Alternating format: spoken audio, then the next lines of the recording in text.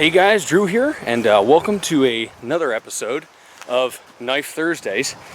Today, on Knife Thursday, I'm going to be doing some demos and show you the new Benchmade 535 Bugout. I'm going to show you what it can do, what it can't do, and just give you guys a good overview of this new knife. It's something that I was really excited about when I learned that it was coming out, and a good friend of mine got a first production, number 26, and he has, as soon as he got it, he had it for a couple hours, and he gave it to me so that I could test it for a few days and review it. So, Andrew, thanks, bro. I appreciate it. Stick around. We're gonna torture test the 535 Bugout. Maybe not torture it, but we'll put it through the paces. All right, guys, so let's do an overview of the Bugout. And speaking of Bugout, I'm getting bugged out by the mosquitoes, so if I start slapping myself, I'm not going crazy. I'm just trying to get the mosquitoes off of me. Anyway, let's jump into this. Now, part of the reason I really love this thing is because I knew how good it would be for hiking and the outdoors.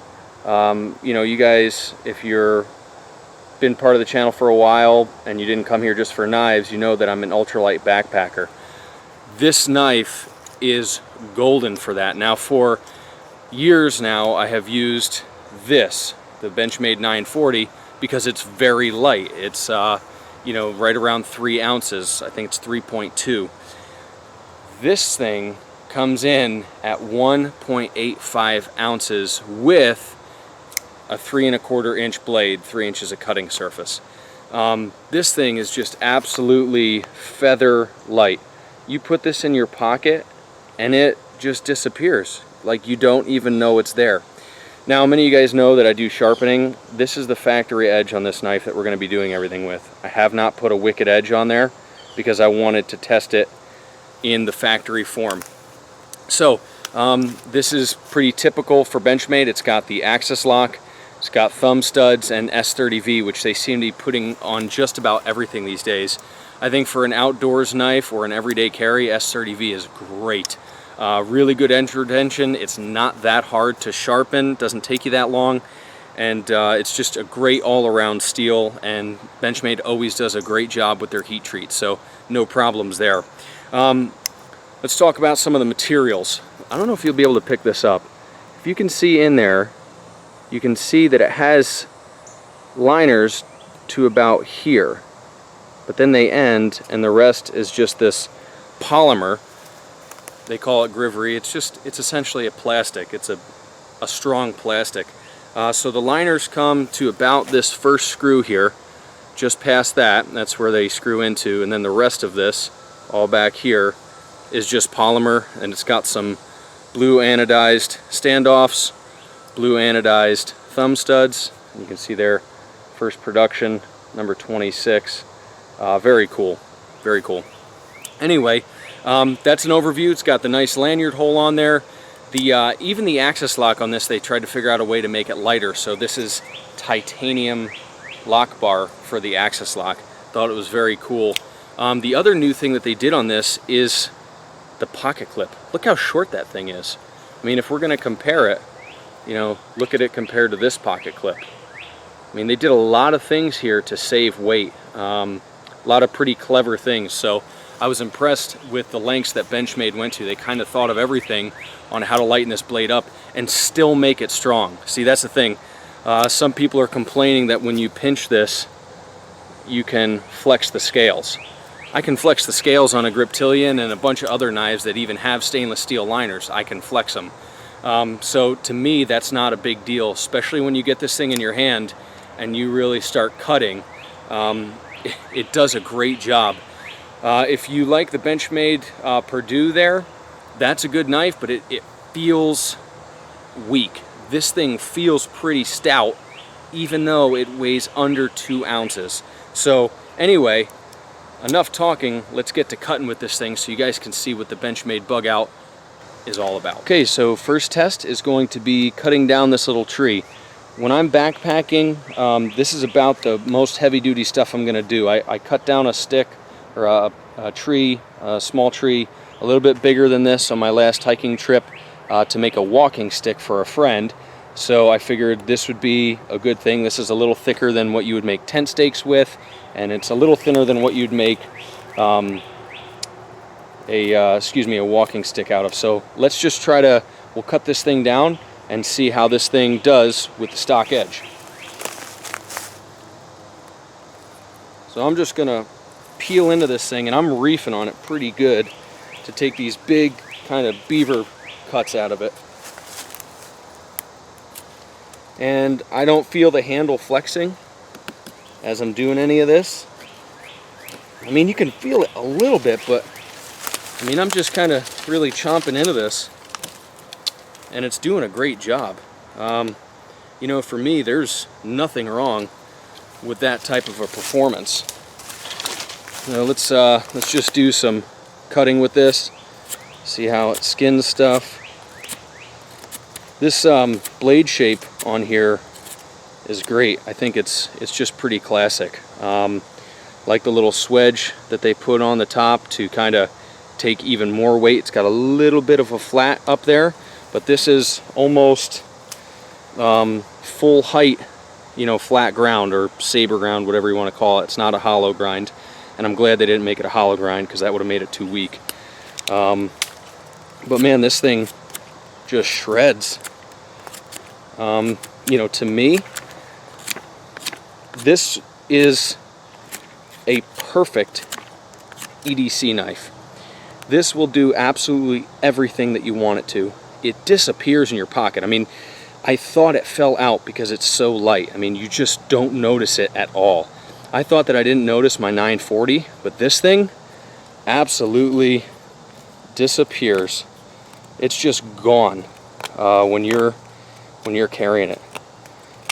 For really heavy stuff where I'm trying to break through quickly on this, if you leverage with your thumb on this swedge, the swedge is a little bit thin, so it can bite into your thumb a little bit, but honestly, it's not much of a concern.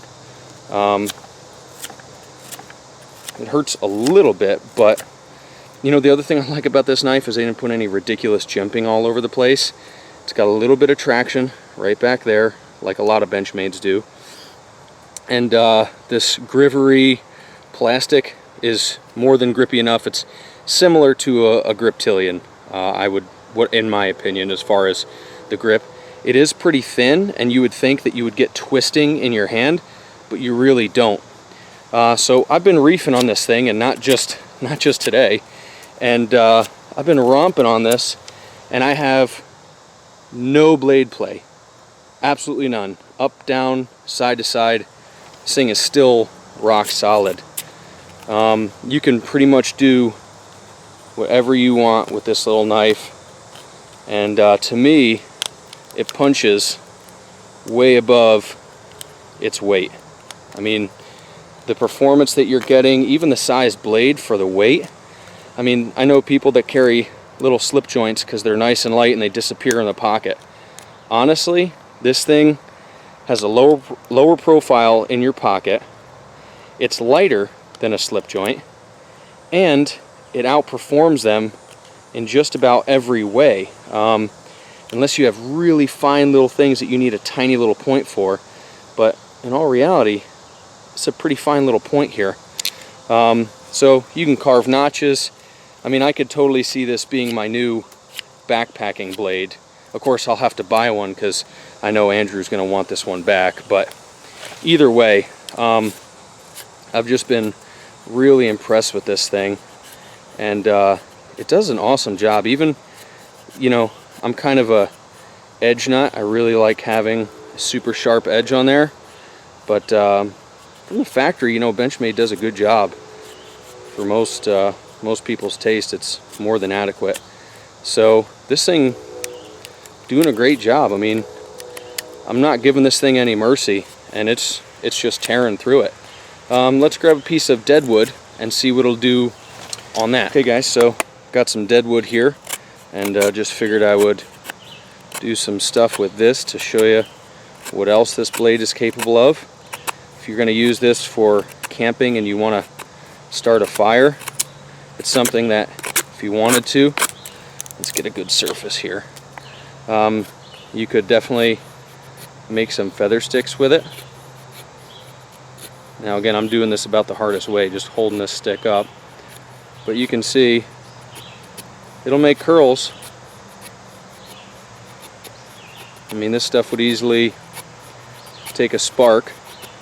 Things that you can't do with this.